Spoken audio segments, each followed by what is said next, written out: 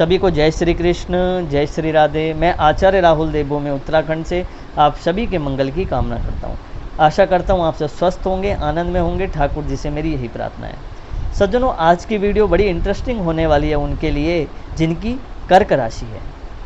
आज की वीडियो में, आज के इस खास कार्यक्रम में हम कर्क राशि वालों को विशेष रूप से श्रावण मास का महीना है, एक महा उपाय बताने वाले हैं। जो उपाय तो एक होगा लेकिन लाभ अनेक होंगे।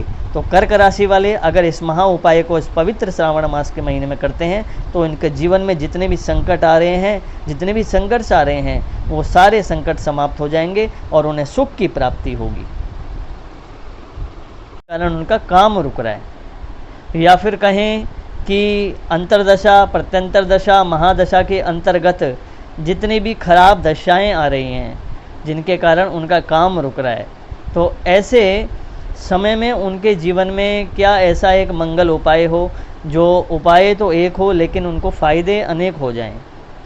तो विशेष रूप से आइए उपाय की ओर चलें। इसी के साथ साथ मेरा एक निवेदन रहेगा, अगर आप अपनी कुंडली का विश्लेषण सटीक रूप से कराना चाहते हैं, क्योंकि सज्जनों कुंडली दिखानी परम आवश्यक है। जीवन में कई सारे समय ऐसे होता है जो आदमी हार जाता है, व्यक्ति जीवन में हार जाता है, तो उसके लिए हमें कुंडली दिखाना बड़ा ज़रूरी होता है। तो चैनल में हमारा नंबर रहता है, डिस्क्रिप्शन में, प्रोफाइल में आप संपर्क कर सकते हैं और अपनी कुंडली दिखा सकते हैं।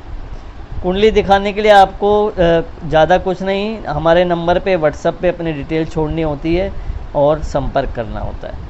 आइए अब महा उपाय की ओर चलें। क्या करना चाहिए? तो सज्जनों, विशेष रूप से आपको क्या करना है, इस पवित्र श्रावण के महीने में आपको शंकर भगवान को जल अर्पित करना है। और जल भी किस तरह अर्पित करना है, मैं थोड़ा सा आपको विधि बता देता हूँ। कई लोग जो हैं गलती कर देते हैं, तो वो गलती आपको नहीं करनी है। अब किस तरीके से करना है कि कई लोग क्या करते हैं, शिवालय में जाते हैं, शिव मंदिर में, और शिवालय का ही लोटा लेते हैं, शिवालय का ही जल लेते हैं, और जल भी ऐसा लेते हैं जो किसी दूसरे ने भरा हुआ हो।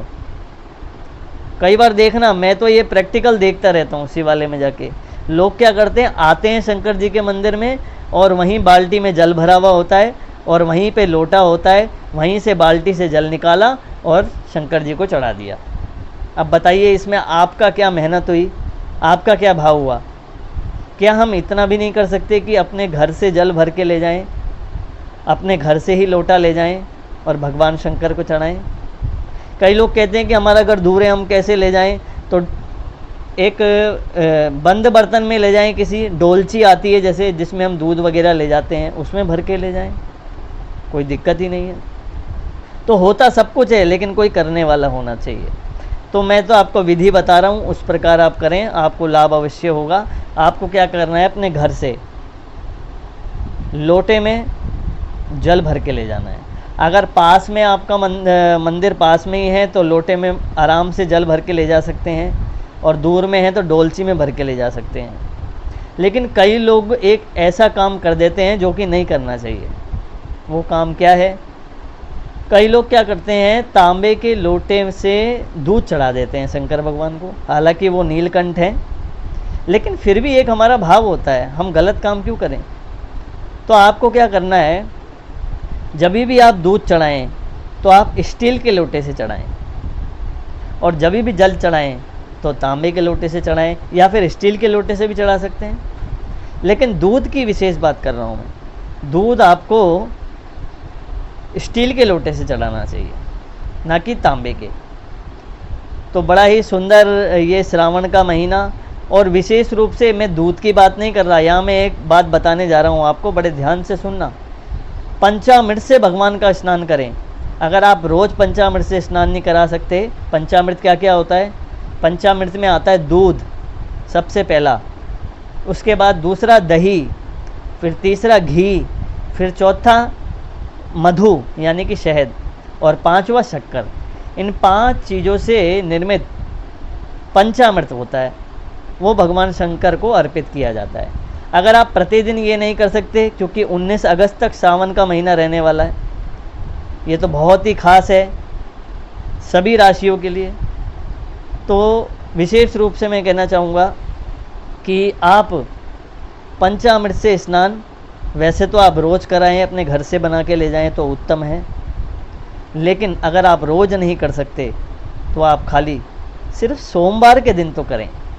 लेकिन सोमवार के दिन पंचामृत से स्नान कराएं, अन्य दिनों में दूध या आप गंगा जल से या जल से भी स्नान करा सकते हैं, लेकिन कराना ज़रूरी है। जिनके जीवन में समस्याएं चल रही हैं, संघर्ष चल रहे हैं, और जिनके जीवन में नहीं भी चल रहा, वो भी ज़रूर करें, क्योंकि पवित्र श्रावण मास का महीना है, ये बार बार नहीं आता है। बोलते ना, गोल्डन चांस जब लाइफ में आए तो उसका सही समय में इस्तेमाल करना चाहिए। तो ये वही महीना है जिस महीने का सालों से भक्तों को इंतज़ार होता है।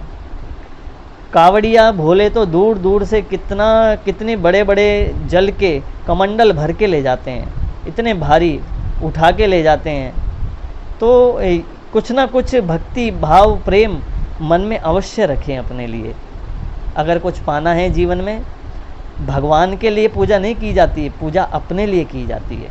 क्योंकि जीवन में हम इतने कुकर्म करते हैं, हम कितने गलत काम कर रहे हैं ये हम खुद नहीं जानते।